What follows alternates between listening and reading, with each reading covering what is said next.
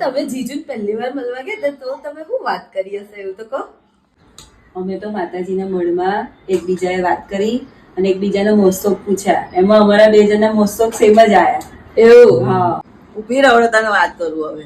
જિગ્નેશ્વર પહેલા આયા ને શરૂઆતમાં તો બહુ જ હુકલા હતા દિશા. અને પછી સહેજ ચકુ જઈ લગ્ન કરીને તાર કઈ હારા થયા ફોર્મમાં. એવું? એ તો બહુ એકદમ હુકલા લાકડી જેવા હતા. ખાલી સુધાર્યા છે મેં. એમને તો કઈ કપડા પહેરવાનો ઢંગ નતો. આ અમારા આયા પછી તો બોડી થઈ એમની. પાછા ખબરશે. શું બોલી તો શું બોલી? તારા આયા પછી હું આ ઇસ્ત્રી વગરના પહેરતો થયો જ બકા. બાકી પહેલા જયારે નોકરી કરતો તારે ઇસ્ત્રી ટાઈટ કપડા પહેરતો હતો.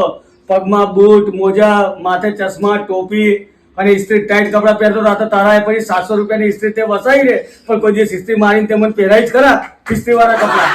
બીજું આ બધું રહેવા દો. પત્નીઓના આયા પછી જ પતિ સુધરે. આ તમારા હારા ને ઉએ જ સુધાર્યા છે, બાકી એ ના સુધરતા કોઈ દિવસ. ઓએ બોલ ભાઈ બોલ. કાકા મારો છોકરો તો પહેલેથી જ એમ હીરો જેવો જ પડતો હતો અને સુધરેલો જ છે. એટલે તું આવી. તારે એટલે તું આવી. હારું બહુ બબલ ના કરશો, બહુ થઈ ગયો તમારું.